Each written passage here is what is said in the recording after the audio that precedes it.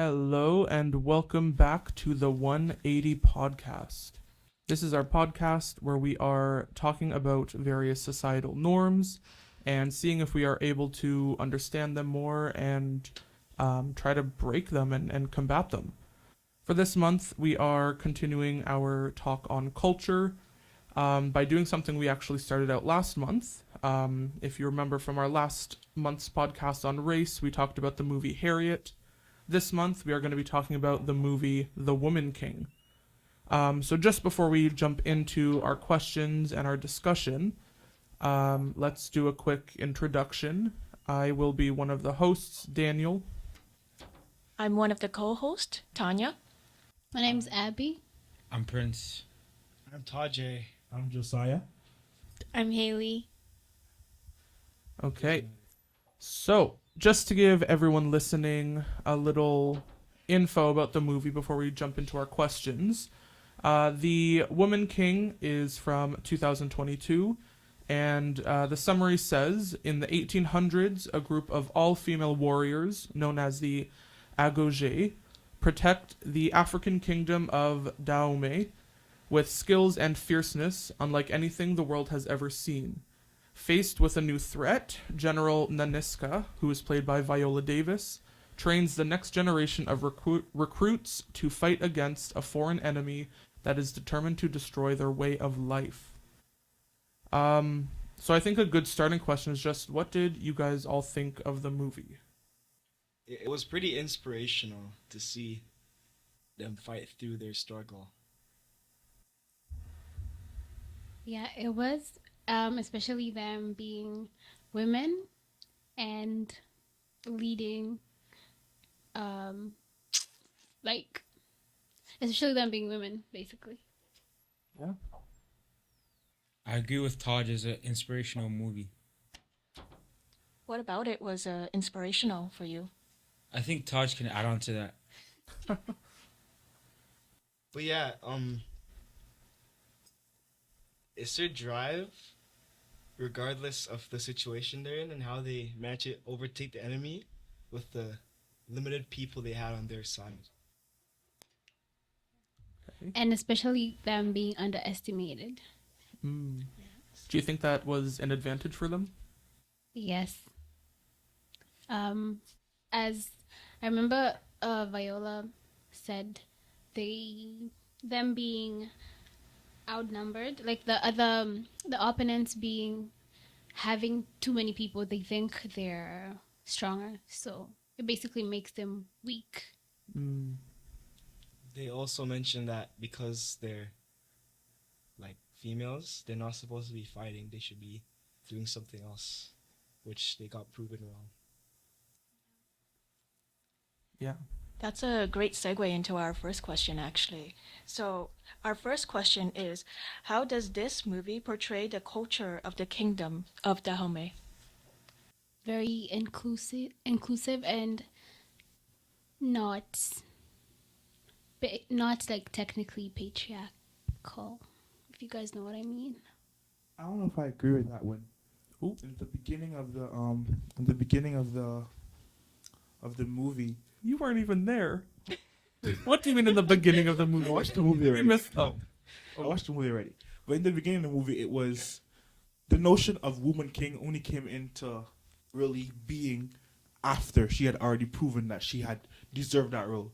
In the beginning, it was the man deciding, and not only the man, there were three men, a council of men that decided what was going on, what was going to happen, and the women were supposed to follow suit.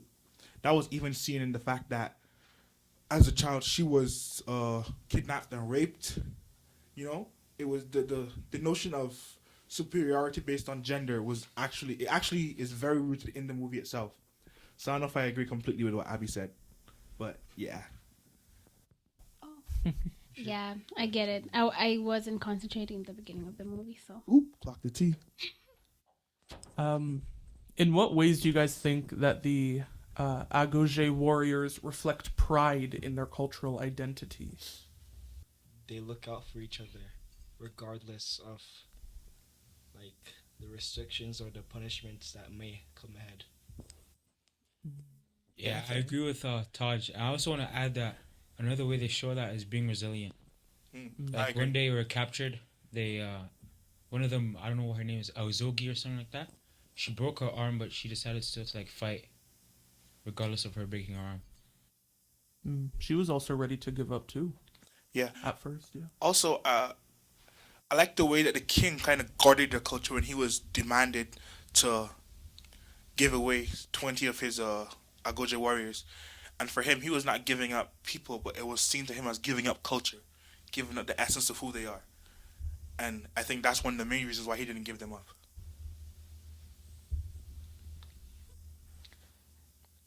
So, how does Nawi's journey show the tension between personal identity and cultural expectations? I want to say that's a very profound question because she doesn't really know who she is. She only found out who her mother is and her lineage in the ending of the movie. So for her, her culture was kind of button bound. It was wherever I landed, I would create culture there. I would indulge in their culture. I also do want to point out that a lot of her journey through the movie, she is fighting against people that her culture are saying you need to listen, you need to follow without question. And she is always finding her own way. And that is already fighting against her culture with her own identity. Yeah, I actually very much agree with that. Actually, Same. Yes. well, you guys are just gonna be sicko fans the entire podcast. Everyone's just going to be a yes man. Yeah. Wait, can you repeat what you said just now? I was saying that like for the most part, she only found out who she was in her culture in the ending of the movie. So she was kind of borrowing everyone else's culture, traditions, expectations, their knowledge. She was borrowing all of it throughout the movie. Yeah. She was taking advice from this person trying to enact it, taking guidance from that person trying to enact it. She was never really walking her own walk or fighting her own fight until the end of the movie where she was like, when her mom told her she like walked away, she was like, "No, this is who I am. This is who I was trying to become. But in reality, is this is already who I am." Yeah, I think when you said she was always fighting for other people, it's shown also when what was it, the final trial, the final test, where she went back into the thorns to save one of her friends, and then at the ending, like I think it was the general asked her, "Why did you go back?" And then she said, "Oh, I went back because I wanted her to stay." Yeah. I beg to differ. Huh? Yeah. On what grounds? Well, she defied. There's certain rules that she defied, and like even though she got an explanation on why she should follow them, she didn't actually fully understood them, and she actually continued to pursue them. Like for example, um, when she snuck out to go hang out with the guy Light skin. that they all thought that was a slave master, Malik. Malik. Malik. Oh, Malik. I think teenage rebellion is part of each culture. So I wouldn't really liken that to defiance of culture, but I would liken it to indulgence in culture because that's a part of each culture. Everyone, as a teenager, they want to be defiant. It's not necessarily cultural, but it's just I would say the circle of life. It's just what happens. Everyone has they don't all look the same, but it's just innate. Everyone wants to be defiant. That's actually a great point, which does kind of bring us into our next topic. We see a lot of that defiance and going against the grain throughout the film. And again, as we're talking about culture this month, we don't just see it from the younger, like new generation of the warriors. We even get to see it from General Naniska, who is, the general. She's like the top of the pyramid for them. So you would expect that she would be the one who's really following and enforcing all of the rules that they have, whether it's for just like the role that she plays or the culture that she's from. So I want to hear from you guys. How do you guys see General Naniska pushing against the cultural norms that are represented in the film? I'm actually so glad that you kind of give a precursor to that question because in the film she's always follow the rules. No one alone. All together. We strike as one with purpose. We're all together. It's always very rooted in who they are as a people. But in the end of the movie she was like, no. The monster that was in my dreams, the one I was running from, it is me. And for her it was defy the rules. Find purpose. Defend culture in that purpose. But more than all, find me. And I think that's very important for her. It wasn't a matter of culture or not culture, or obedience or not disobedience. It was a matter of finding self to redefine culture. Thank you. Wow. So Haley, what do you have to say? Can you restate the question, please? Do I have to? Yeah. Okay, so to break it down, I'm not going to go through the whole thing again, but how do you think General Naniska pushes against cultural norms? Is she like the leader? Yeah, she's the one who becomes the Woman King. Oh, okay. What was it again? How she pushes through the norms, right? Pushes against the norms. Because like even when she went to like to save the girl, like she was pushing through the norms because like she wasn't supposed to. She was told that she wasn't, Mm. and even before she was like completely sure or whatever that she was her daughter, she was like ready to do it because she doesn't want her to like turn into like what they did to her, because like she remembered that it happened to her too. Mm. I think that's deep.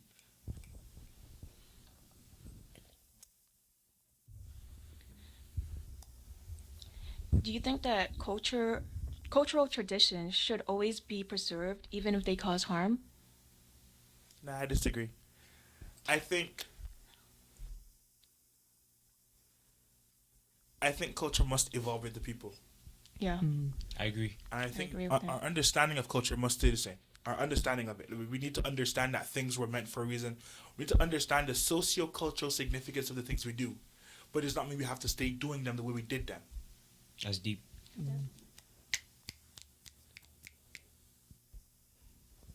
Does Taj, anybody why feel shaking the your head? opposite? Oh, I think Taj. Taj says no. He's saying I no. love this, Taj. Why do you disagree? Why do you think Fight. culture should stay the same? Fight. It was there for a reason. Yeah, that's not defense though. It was there for a reason. It's correct. Yes, but what if that reason is no longer existing or no longer apparent? What happens if the reason changes? Name one example. Not necessarily a cultural example, but a practice that was done a while ago was that believe it was Jewish men. Someone might need to quote me on that. I don't remember, but they weren't allowed to shave their beards, right? It happened during a time where you could get infected from cuts. Yeah. So it was a very dangerous time. Actually, one that is more rooted that I can say is India, cows are sacred. Hmm. And that started happening because cows were incredibly important. When people were starving, cows produces dairy. You can make so much fruit from that. they do? Yeah, I think I gotta get behind Tanya in the line and say the same thing. I think the way we I wanna make sure I say it correctly. The way we participate in cultural experiences, it should evolve to match the time and the people. I can guarantee none of us want to be outside in the bush with a campfire outside beating and singing songs. Like I love my culture, but I'm not gonna be outside in the bush beating, singing anything with the mosquitoes and the rats and the. That's not me. It is my culture. Slaves did it. My people in Barbados did it. The Arawaks, the Amerindians, we did it. But as we evolved, we started to see culture in different things. And honestly, I think culture too is not. It's not necessarily a space or a destination or a product. It is. It is a livelihood. It is what we do that allow others to see who we are behind who we are. So to see the Barbados in me, how I speak, the way I speak, the way I say things, the way I relate to people, they can tell who I am without even knowing who I am. You know what I mean? I think culture doesn't have to be a fanfare event or a sacred song or dance. It just has to be who I am. It's what I show to people beyond my face value.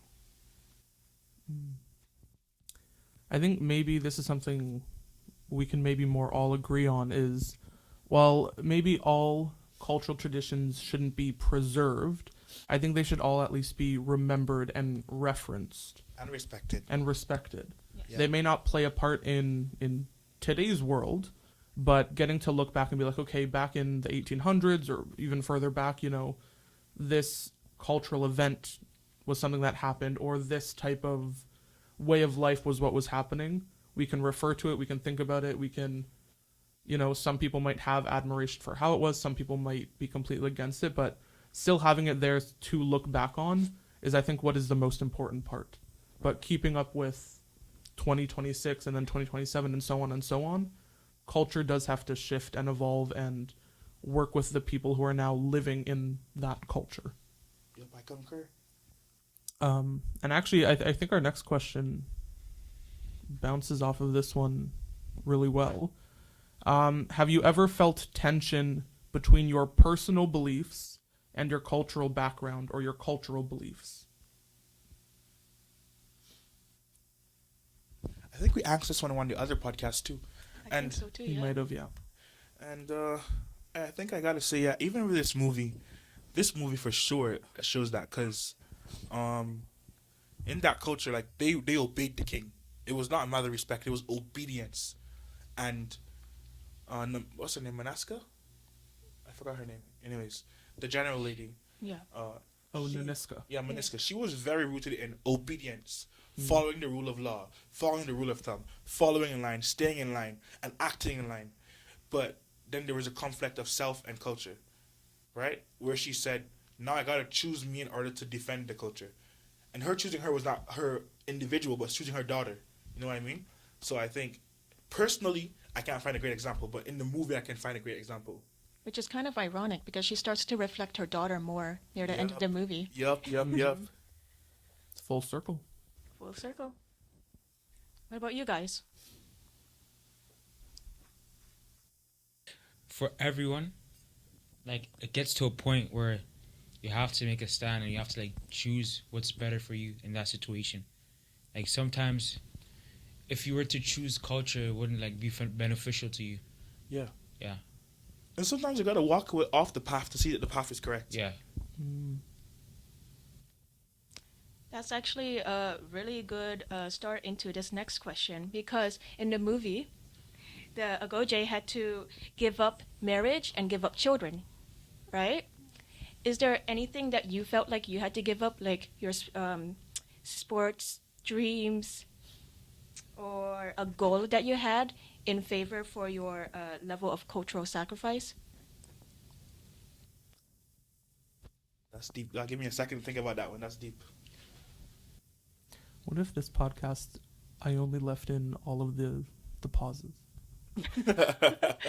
Just a silence. Oh, that's very profound. Like, can you repeat it one more time?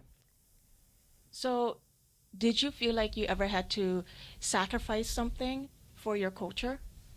Sacrifice like a goal or a dream? I don't know. I don't think I ever had to sacrifice for culture, but I think I had to sacrifice for convenience, and most of the time, our conveniences are because of our culture. So, I'm gonna draw a very very loose card and say I've had to sacrifice because it was convenient for me to sacrifice, and that convenience was because of my culture.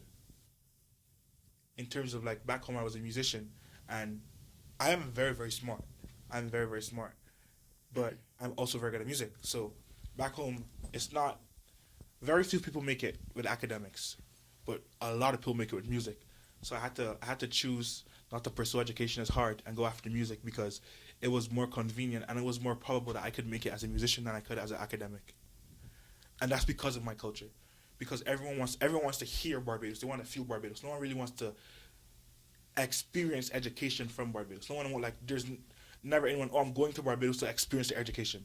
They're going to experience the music and the rhythm and the culture behind it. But no one really says, I'm going to Barbados to talk to the most educated person, you know? So I think it's a very, very, very weak connection, but I think it's connected. My freedom. Can you explain? Did Jamaica take your freedom? Do tell. For all of our listeners, he was shaking his head yes. Nodding, yeah. Or nodding yes. Can you explain, please? I feel bounded by the expectations of my people and my family. I can get behind that, but can you go a little deeper? I don't know. Okay, I guess we can get behind that. That's good enough. Anyone else? So we are used to seeing male warrior type cultures like the Spartans of Greece or Vikings. Did seeing an all female military force change your perspective on what femininity looks like? I hope you guys got a lot to say because when I walked in, you were like, yo, yo, yo. You guys were all flabbergasted by the level of agility, force, and fierceness of these women. So I hope you got a lot to say. It does not change my view on Oh femininity. my God, Jesus Lord. Well, hold on. Can you explain Why? why? What they did not follow the meaning of femininity. Define What, femininity. what do you mean by the meaning of Boy, if you don't stop getting femininity? us cancelled. What do you mean? Explain. Wait, what does femininity mean? No, I'm asking you because you're the one who's brought it up. Yeah. To me, it means to follow the expectations of a woman. No, that's Oh, the God. opposite of femininity, bro. So what is it? That's femininity. Wait, Equality. Abby, could you say that in the mic? We want to make sure we're getting a piece of this. Wait, are we talking about feminism or femininity? We don't. Are we- Femininity. Oh, there's a difference? I'm asking, like, what? Like, Oh, I was just explaining to him about feminism, but you guys are talking about something different. So no, it's the same thing. yeah, to me, Well, they're different conjugations of it, but Yeah. yeah, but okay, to me, it's basically equality in all aspects between men and women. So I Is think it follows that because we usually see. So what's I'll say masculinity equity. then? What's masculinity? I'm talking about feminism. I'm not talking about Yeah, feminism. she's talking about feminism, not femininity. Yeah. So then I would I'm have not to talking about deduce. I would have to deduce that That's what I femininity said. is equal. The expression of equalness among men and women are different genders in something. That's what we. Let's use that as our operational definition because we don't have time to go Google it. Well, yeah, I mean that would be what feminism is, but femininity is like the societal Exactly. expectation of like, okay, like a woman is demure and you know Yeah, is so pretty and like it's kind of like that. Masculinity is That the stuff. complete opposites. Right? He's asking if it if it changed the way you see femininity. You said no. So Yes, going because- into the movie, So it would you did. think that femininity is already them being fierce and having those skills and being able to do that? I think that's masculinity. What? No, it did not. So they had. So what you're saying is, it didn't change your view on femininity. It just I don't added see masculine femininity traits. as a specific like Oh, I see Boy. it as that's not what you said in the gender podcast. I see it as like a description of how the person acts. Boy, I'm lost. I'm very lost. How? You're telling me you expect women to be very demure, quiet, shy, speak softly. I don't, but that's the meaning of femininity. Okay, that's what you expect based on societal expectations. Based on the standards set by society, that's what you expect. We're telling you that in this movie, these women were fierce, they were violent, they were ruthless. They were also loving and caring, but they had when it came to time to fight, they were ready. You're telling me, and I still don't care. Those are that's noise. That's noise. Statistical noise. They don't really matter. Indubitably. Boy, Yeah. You're contradicting. the rest of us, because clearly Taz drank some of the some sealing Gutter water or water? something. Yeah, he drank some sealing water. So the rest of us did it challenge the way that we see some femininity. For me, yeah, because I wasn't expecting them to like cut people's head offs and like do all the like athletic stuff that they were doing. Like I saw one of them that died. She was like wall running and then she had like a backflip and Yep. slashed off someone's head. I found that was very empowering. I have kind of a bittersweet kind of taste for that because the movie did a great job of describing femininity outside of what we think it should be. So these women were fierce, they were violent, they were ruthless. But in the beginning of the movie, it did a great job of making sure that they stayed in order. So they were all these things, but they could not exceed the men. Yeah. So it did change the way I look at women and the way I see femininity. But it also enforced the stereotype that women have to bow down to men. They have to be subordinate. And even in the end, I want you guys to watch it. It was so significant because in the end, she came and asked for forgiveness when she was the one that saved that entire tribe while the king sat in there doing nothing. Yep. And she came back and asked for forgiveness. Then he extended the olive branch and called her woman king. When she expressed humility, when she should have been going in there cutting his head off too. But she went in and she was humble, and that's the only reason she was able to elevate. So this movie, it buys into a social construct while also canceling another one out. Even thinking about like the title of the movie, The Woman King, the title that she earns in the end, The Woman King, not just the king. Why can't she just be the king? Yeah. It's always still one level below. Even the way they sat in the end. Yeah, the guy was the guy was on top in the middle, and then he was like sitting a bit lower. I do want to extend on that because even in the beginning, because they're trying to be like, there's going to be a king for the man and a king for the woman, right? There's both, but the person who appoints the woman king will always be the king. Watch that. And that I think that's deep. goes further in, yeah. I actually want to say too, in regards to Taj, you were saying that women should be very quiet in the mirror. Look at how it's very, very weird to me because this movie, it contradicts so many social norms, but it also buys into so many. Because watch how the king overlooked all the other very demure, very all those women that were just there to buy him. Yeah. You know, Yeah. he overlooked them because he wanted someone fierce, but he wanted someone fierce who could also bow down to him. Yeah. I think it also challenges societal norms in a relationship standpoint because when what's the daughter's name? Nawi? Nawi met Malik, she was like, to me, she was like the dominant one in that relationship. Like when she said, "Oh no, I have to fight. My sisters are here," he was like, "Oh, I'm coming with you," and she was like, "No, you have to go." I think that shows like them breaking like societal norms. Okay, I can get behind that. Yeah, there's definitely a good mix of although maybe it's not a good mix, but there's a mixture of breaking the norms while also adhering to what society has already prescribed. And think about it, you have to be very deep in thinking to see it. Because anyone who just takes the movie for face value, oh, finally a woman has been given a spotlight, finally she's being praised, but they're not looking at it in the context of the movie. She's being praised as long as she sits in that box. You disobeyed your king. You know?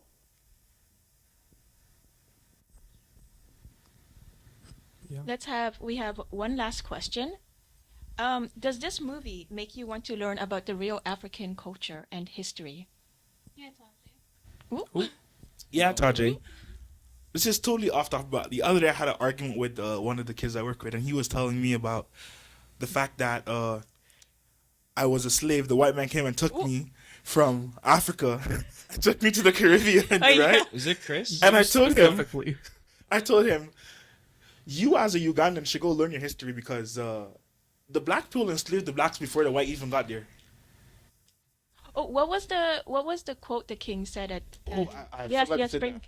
He said, that out. wait, let me look for it, bro. To This was so enslave- profound. Are you talking about the enslaving one? Yes, Yeah, wait, yes. I found it. He said, if you want to hold a people in chains, you have to first convince them that they are meant to be bound. Then he goes on to say that they made us our own oppressors. Yep. Now we are not. Oh my God, Jesus, that was so profound. Yeah, very deep. I hate that they just said it almost like a throwaway line yeah. in the movie. Yeah, He and just then they walked. That should have given that like 2 minutes to really They have, resonate. like- It's like, oh my Yeah. God, should be fireworks and pew pew pew pew. It was so profound. Should have let it a minute to like let it sink in because he just kept going on with his speech. Oh my God, it was so profound. I think nothing else in the movie really hit my heart like whoopaks. To enslave a people, you must first convince them that they are meant to be bound. That goes into what Bob Marley said: emancipate yourself from mental slavery. You do not have to be in chains to be slaved. And this movie really signifies that because the only way they were free is when they realized we don't have to do this. This is not our calling. You know? And funny enough, it wasn't the men that thought that. It was the women. Just saying.